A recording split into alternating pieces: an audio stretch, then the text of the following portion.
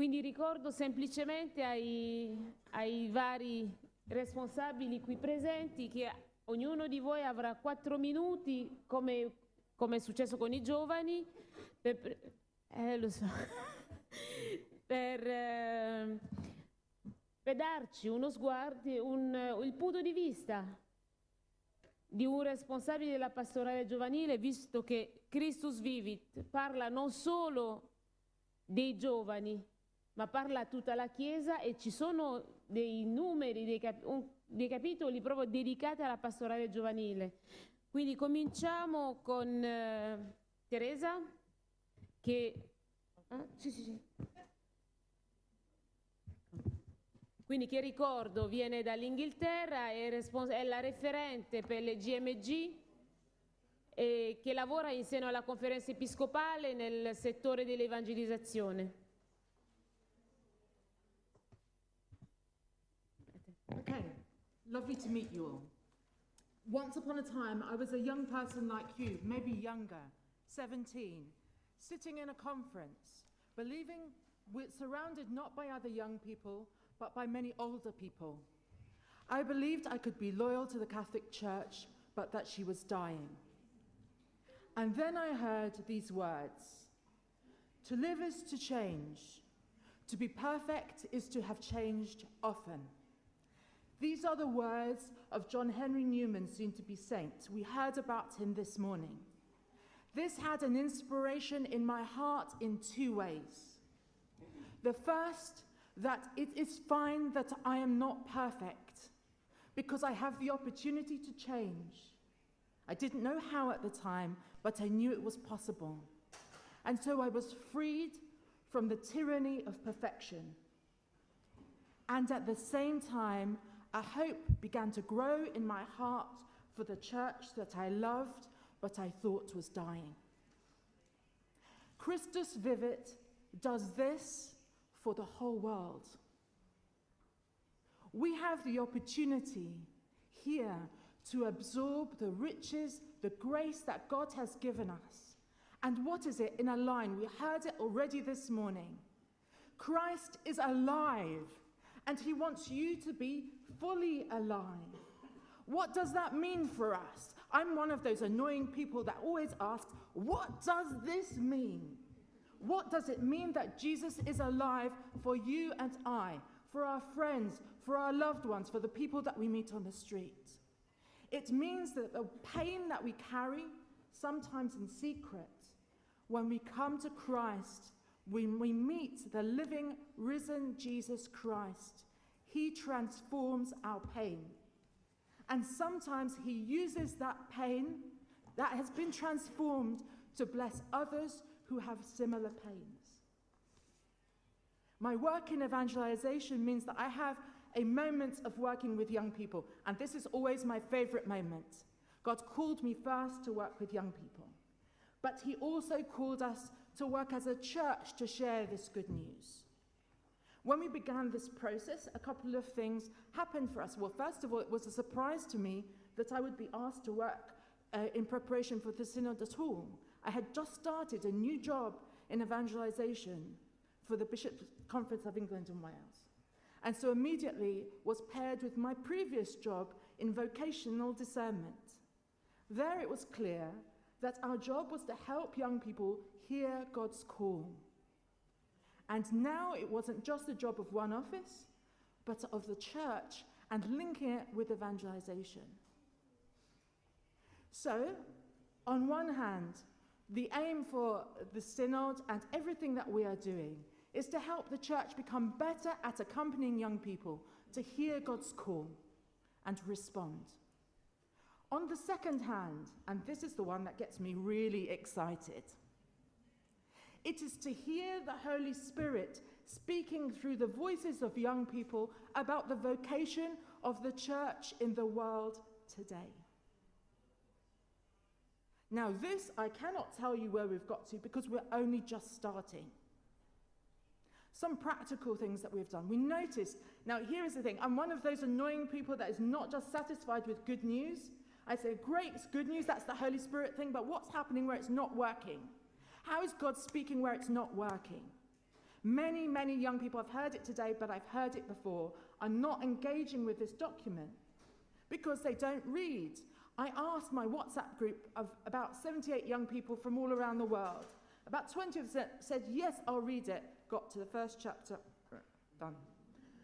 So now we are going to put it on audio, chapter by chapter in English, and give some formats for how can you have an online book club, listening club. Now, I know you guys don't use Facebook, but I just discovered like this video party thing. You could do it on different apps. Why wait for someone like me? Why not do it with your friends? Listen to the audio, read it together, and then explore it. So this is the other thing. There are a number of initiatives by young adults who have caught the fire already. One of them I know some people have heard of called Synod Fruits. Encourage each other in this way. And encourage each other also to be rooted with older generations who are dying to explore, to get something of your energy, of your vibrancy, and share with you the wisdom of their years. And an example of that is our vocational office ran and will run again together, God is Young conference for elderly, I'll finish here, for elderly religious. So the religious who are 70 and above are going to a conference hearing about how God is young and how the young people want to hear from them. And the young people in this conference are part of the delivery team. So there are many ideas. I share with you just a few.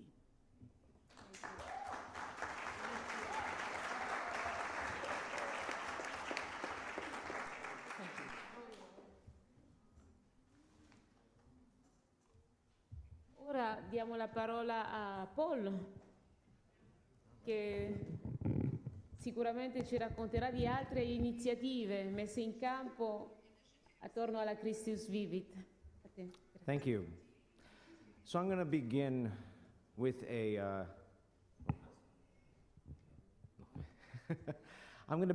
purely American example coming from the United States. So many of you know in the United States we have the Super Bowl. So the way that I've been looking at Christus Vivit is it's halftime, and Pope Francis is in the locker room with us, the team, and we've talked a lot about the first half of the game. And we've talked about some people were a part of the synodal process and some people weren't on the field. But it's halftime now. Pope Francis is in the locker room. Christus Vivit is his pep talk. And he's ready for us to go out in the second half and win the game.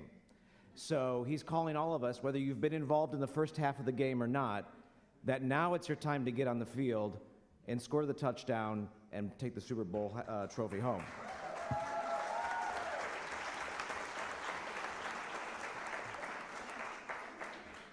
So in the United States, Pope Francis, there's a line that I've found that has resonated with us in paragraph 68. He talks about how some countries see young people in the plural, and that's been a reality for us. For us, we speak of young people as youth, young adults, collegians. We speak of different cultures and ethnicities. We have our Hispanic Latino reality, which is half our young people in the United States are Hispanic Latino.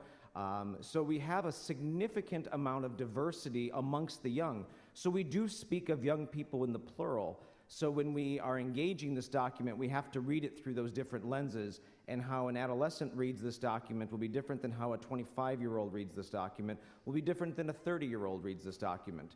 And it will be different than the way we as ministers are reading this document as well. One of the other things that Pope Francis speaks of in paragraph 202, he talks about a coordination of actions. And in the United States, you know that we have many resources. I know many of you are familiar with a number of our organizations and initiatives that we've done for young people, but it's almost like we have so much. And one of our struggles is the coordination of all of that, of being able to make sure that people are talking to each other. We even have the challenge in our country of some groups thinking that they're doing it better than the other, or they're more Catholic than the other group. And so one of the challenges we've had is to bring those groups together that work with the young people. So we've had this initiative called the National Dialogue, where organizations are working with each other across those different lines so that they can work together as one entity. Pope Francis says if you want to go fast, go alone, but if you want to go far, go together. And again, I don't want to win this football game really fast. I want to win it and go far. I want a big score. And so for us to do it together means we have to coordinate our activities. That includes also working between the English and the Spanish understandings of this document. We've discovered that the people who speak Spanish and the people who speak English in the United States are reading this document in different ways. So it's working together across those cultural differences to see how are we both reading the document and what does our translation say that is helping the other. We're going to be having a conference, our first national conference on Christus Vivit next month at the Franciscan University of Steubenville. Our National Dialogue initiative is working on a national conference. We're going to unpack it. We're going to have some of our Synod Fathers there. We're going to have some of the young people there, and they'll be able to work together in that. We're working on formation of our mentors. In the United States, we're blessed to have a number of lay leaders who work in the church, not just our priests and religious, but many lay ecclesial ministers who are paid by the church. So working to form them how to be better mentors is a key thing. And then one of the other things with the translation, the word popular as it appears in paragraph 230, Pope Francis speaks of revising our ministry so it can be popular. It's a term in English we have a struggle with that we are going to have to unpack.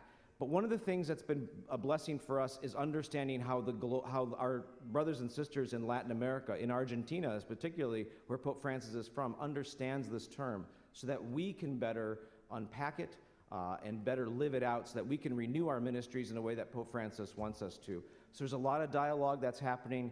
I look forward to sharing more of that, and thank you for accompanying us. We have much to learn from you as we go forward in this process, so thank you.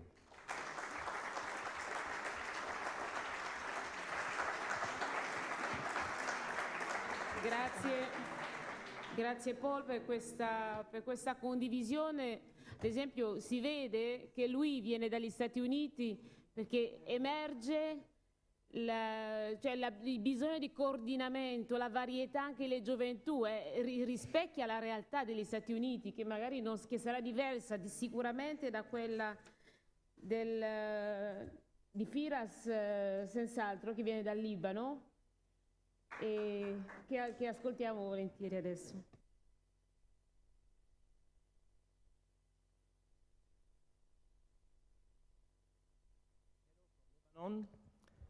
I am very happy to be there with you because I want to tell you that it will be my last international meeting for youth because we will have a new leader for youth ministry in our country. So I'm glad to share with you a part of my speech as a personal testimony and the second part related to our reaction and youth activity related to this very important Christus Vivit.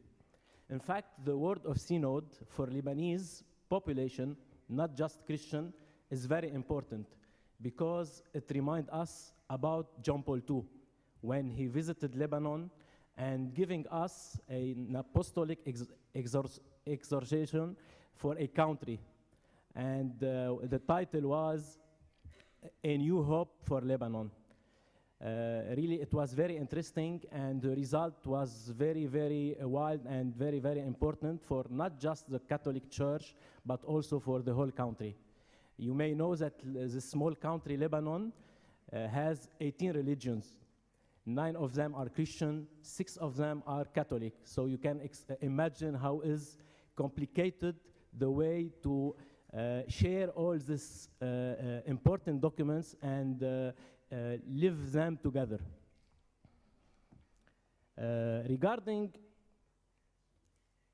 this synod, and especially this letter from the Pope, I think our youth are facing challenges like all youth around the world, but also we have some special challenges regarding our situation, our geographical location, and the conflict in the Middle East. This new, one of the main challenges we are facing with our youth is trust. Trust with the system, trust with the older people, and trust with the religious authorities. However, after this synod and this procedure, this proceed that we live with other youth, especially we had 5 youths who participated in the pre-synod and the synod, and today one of them is a Muslim girl. We think that we are invited to have courage and make decision and go forward. This sentence is very also important for us, for Youth of Lebanon, from the Pope Francis. Many activities were done to benefit from this Christus Vivit. I will list a short list of them.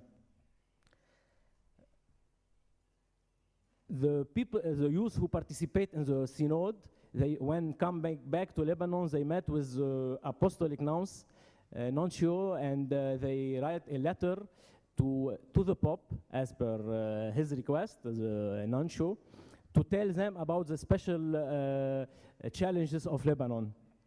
They also start with catechism teachers in school. They make many sessions with them to explain what did they experience and how to use these documents to help youth at schools and universities. Last year also we had the National Days for Youth, and it was based on all these documents. A post-synod forum will be launched also after we will come back to Lebanon next week with a new committee, with a new leader, to build a strategy to benefit from these documents and use it for the benefits of the youth. The last, I would like to share a personal testimony because it's very important to me to share it with you. Based on the introduction or the speech of Giacomo Costa yesterday, he was telling about discernment, and he talked about 3 steps: recognizing, interpreting, and choosing. For me, I am married since 12 years, and I'm working with youth pastoral since 10 years at national level. And till lately, we did not have kids, me and my wife. And for this long period, I was asking myself, why? And I got an answer this last year. At the end of my mandate, we could adopt a new boy in a miracle way.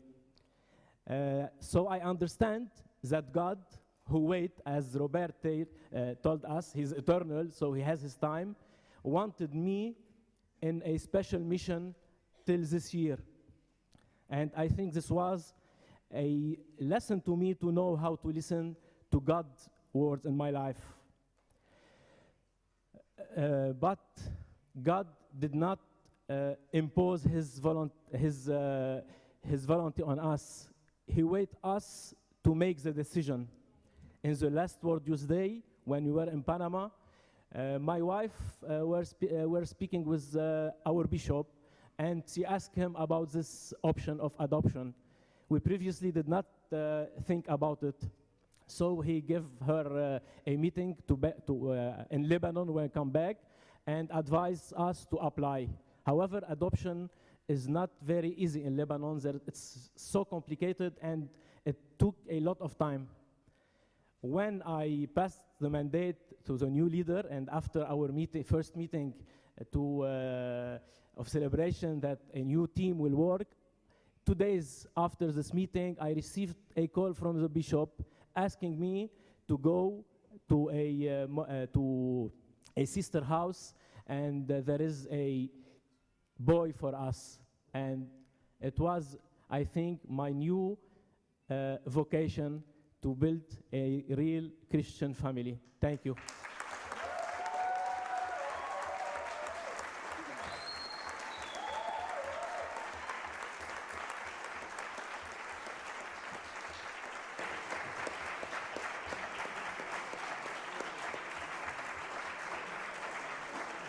Grazie.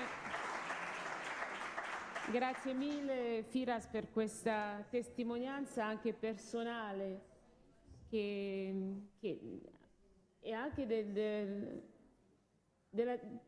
fatto che il discernimento di cui si parla, che l'ha fatto non come giovane ma come responsabile della pastorazione giovanile, come adulto, è la riprova che è un documento che è valido non solo per i giovani ma proprio per tutta la Chiesa.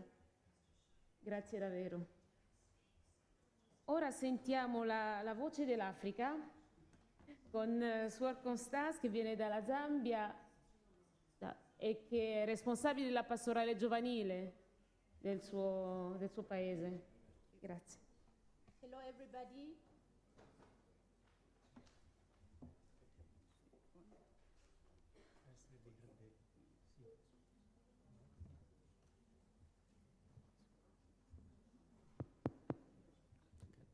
Hello everybody. A warm greeting from Zambia. What resonates with me in Christus Vivit? I can happily share with you that Christus Vivit has indeed been a fruit of the theme which was proposed to us as the theme of the Youth Synod which we just celebrated. And we all remember that the theme is young people, faith and vocational discernment. What particularly resonates with me in Christus Vivit is that the document has indeed reaffirmed in me the importance of helping young people to understand that life is a vocation. Life is a vocation, and hence the fundamental aspect of constantly living in a state of discernment. I can testify to you, dear friends, that if I'm here today, much as I have been a religious sister, Salesian sister for 24 years, it's because daily I need to make a choice of asking myself, who am I? Why did I make this option of becoming a religious? And why did I opt for this charism of being at the service of the young people? So life becomes constantly living in a state of discernment. So discernment is not only for you who are young, but even me as a national youth coordinator, daily when I wake up, I need to constantly discern, Lord, what do you want me to do today? The importance of constantly living in a state of discernment. And Christus Vivit, Numbers 283 and 280, up to 286, which is in chapter 9, speaks about discerning one's vocation. And what is important, what I find to be very, very meaningful for me is that discerning one's vocation is not about discerning what is going to be beneficial for me, but indeed trying to search the meaning of one's life. It is around trying to discern the importance, or rather the difference between having and being, la differenza tra essere ed avere. So vocational discernment is important really because it's not around that which is going to be beneficial for you, but that which is going to help you to discern the real meaning of your life. And this, I think, is vital from Christus Vivit. Hence, in this regard, Christus Vivit is helping you and I to constantly understand the importance of discovering, to learn how to discern. Discernment is an art which we learn. It's not something which has to happen or which can happen in one's life automatically. It is something which we learn. And I regard your generation, our generation, to be very, very fortunate.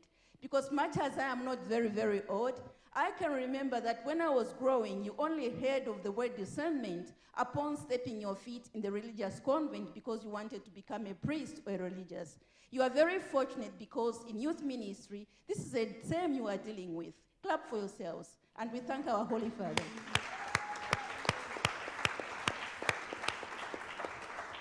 Another important element I would like to put before you, which I can testify from my personal experience of youth ministry, is that discerning one's vocation is not something which happens when we constantly jump up and down. I can share with you that as Salesians, we are accused of playing too much with young people without helping you to pray, which is not true. In my personal experience as a Salesian sister, I can tell you that many of the deep moments of my youth ministry are born from helping young people to pray, and the youth are capable of praying.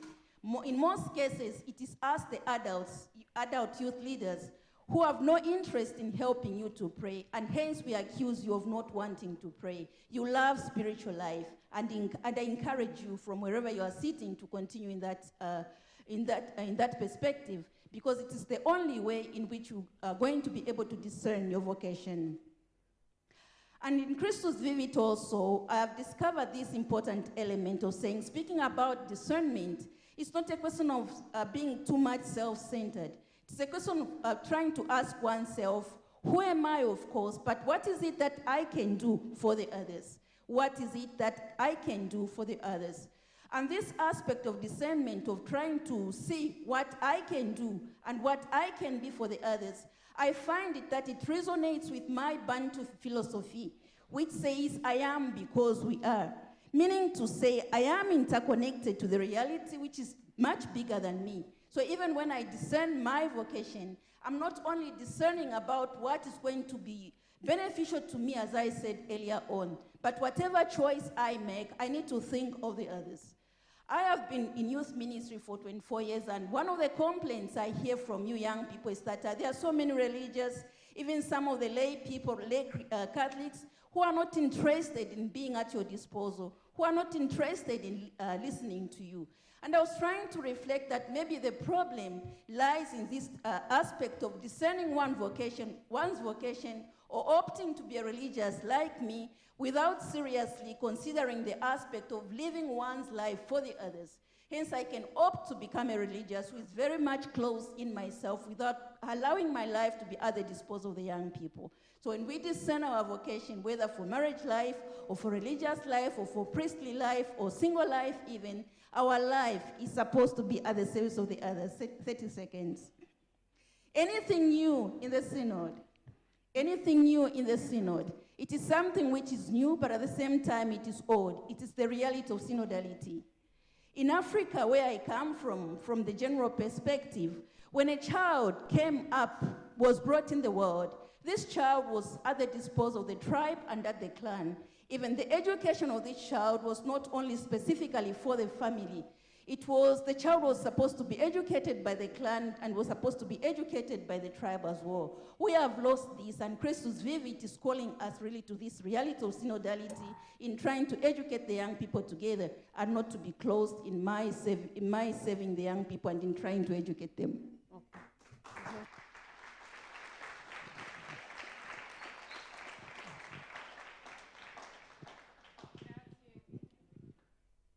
Grazie Suor Costanza di aver anche ricordato questo fatto che è una conquista, che il discernimento sia uscito dai conventi, che non sia più appannaggio esclusivo della vita religiosa, ma che sia un esercizio al quale siamo tutti chiamati, questo esercizio di verifica quotidiana della nostra chiamata.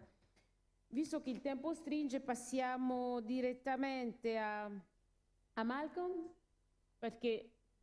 non perché mi sono dimenticata, ma semplicemente perché abbiamo una cosa da far vedere, quindi tecnicamente purtroppo deve arrivare per ultimo. Okay.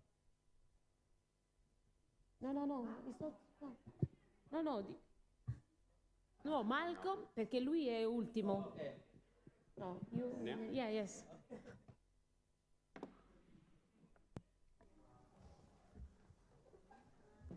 Thank you. First of all, I just want to acknowledge really that there's so many young people in the room who are youth ministers as well, that we stand on your shoulders as well, and we learn from you. And I want to thank you for your work and ministry that you do around the world in sharing the Gospels and bringing this to life. So thank you.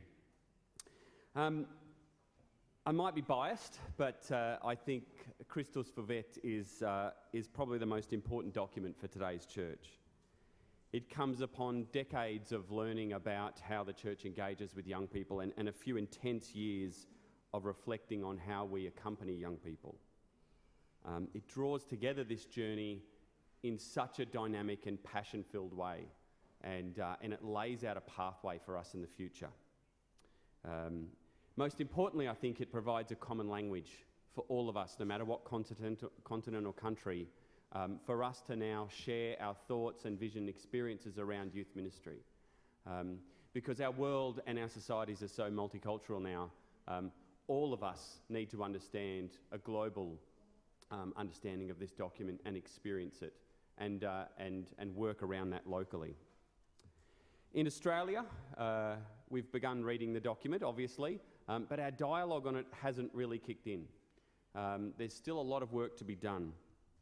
One of the things that the release of the document has done has really highlighted one of the issues that we have, and that is who will take responsibility for young people.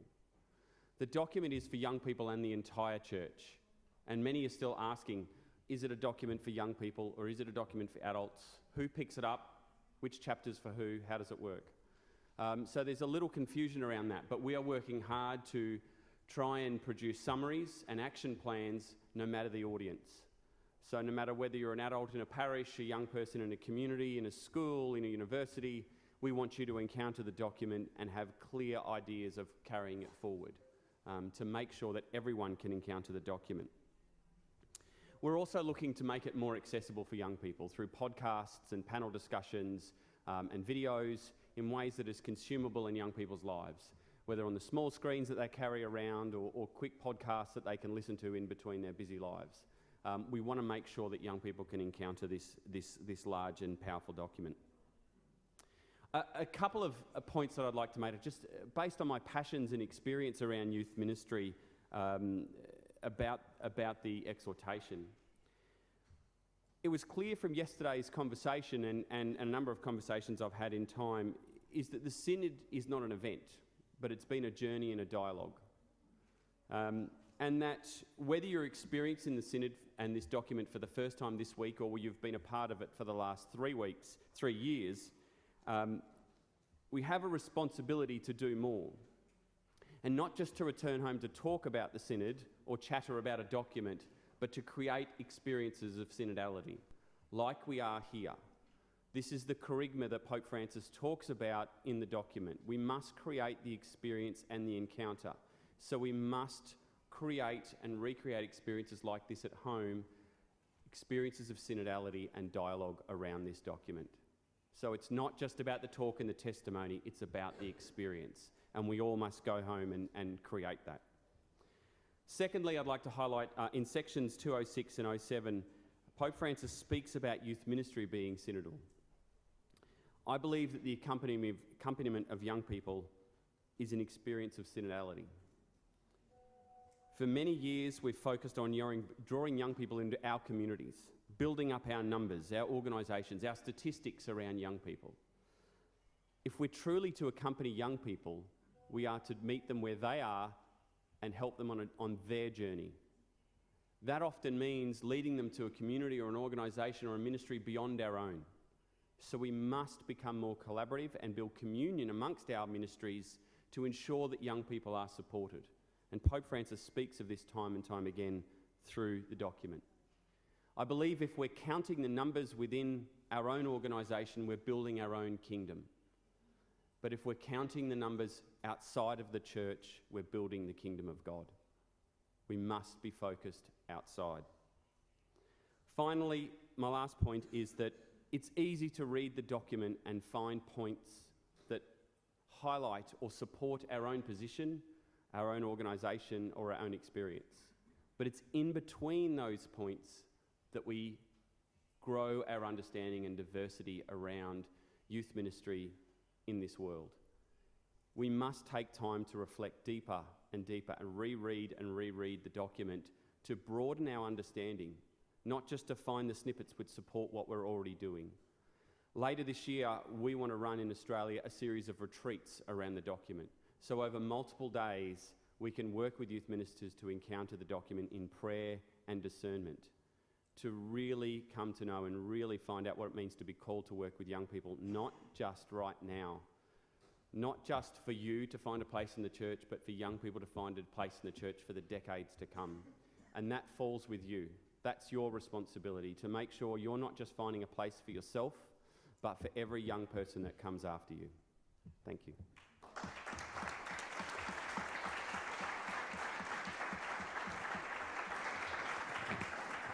Grazie Malcolm. Se c'è una cosa che ritengo dal tuo intervento è questo fatto di parlare di sinodalità non tanto con i discorsi, ma con delle esperienze concrete di sinodalità, perché è lì che si traduce lo stile, la mentalità che stiamo cercando di acquisire. E stiamo facendo noi qui adesso un'esperienza di quelle. Grazie. Quindi finiamo con padre Antonius dell'Indonesia. È pronto? Ok.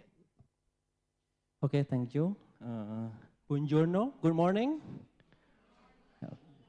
Yes, I will introduce myself. My name Father Antonius Haryanto. You can call me Father Hari. I'm the Executive Secretary of Youth Commission of Indonesian Bishop Conference. Check out my activities on my Instagram at Hari Komko. Do you love Instagram? I also love Instagram. So please follow me. No, just kidding, yeah. Okay. Next.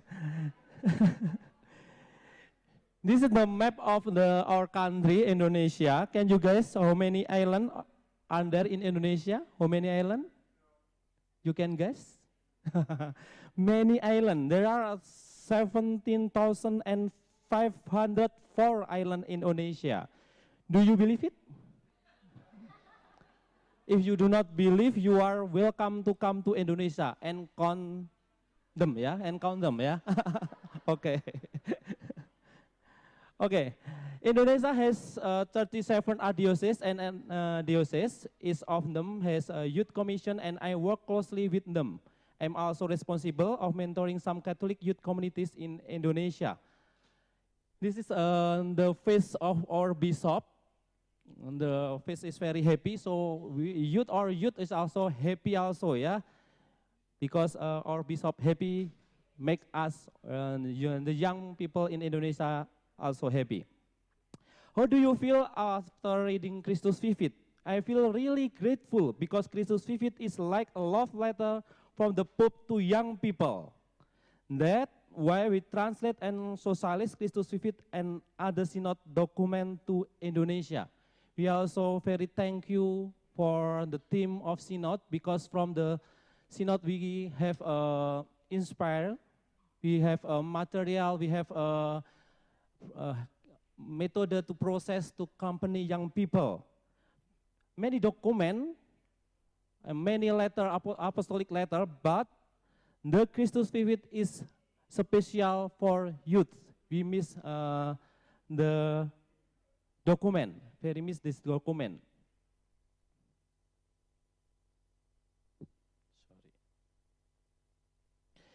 Two, the process of Synod 2018 helped the mentoring of young people in Indonesia. According to a survey that we conduct to the young people, it's important to have a database pastoral, meaning that the activities in the youth minister are conduct in accordance with young people needs. Young people trust the church, they are close with their parents, particularly their mother. They do not like political activity. They like to be involved in social activities and etc. We are focusing on the mentoring and finding solution. We discuss and socialize the issue in the meeting. So the data-based pastoral is very important for us. B, movement and affirmation for the church to work with young people. Companions, hierarchy, church administrator need to involve young people and learn together with them. C, we encourage the mentor to implement the following mentoring methods with 3 methods: look or listen, reflect, and decide it. Inspiration in mentoring. The role of mentor are crucial in youth development. That is why young people involvement in education, social, and politics, entrepreneurs with emphasis on local values. For instance, enhance activities to build network with people from different regions and belief entrepreneurship training. As a multicultural and multi-religious country, young people in Indonesia has a lot of experience in dealing with cultural difference. This phenomenon inspires us to conduct activities because in Indonesia it's very multicultural. Catholic just 3% and 87% is Muslim. Our population is 250 million, the biggest of Muslim in the world. In order to enhance tolerance, we have been conducting interfaith camp and meeting to give the chance for young people to meet, have dialogue, and break the stereotype with the method like this. The first step is create interfaith camp and the nation concern and challenge, discuss with expert team, follow up with concern group, become interfaith community. B, mentioned in Christus Vivit, we have to work together with young people. The mentoring for young people is also discussed and implemented with other commission as well. C, mentoring or tiered formation for young people and the mentors. In this workful, a rapid technology investment, particularly in digital sector and social media, mentoring for young people has to adjust with the development in youth world.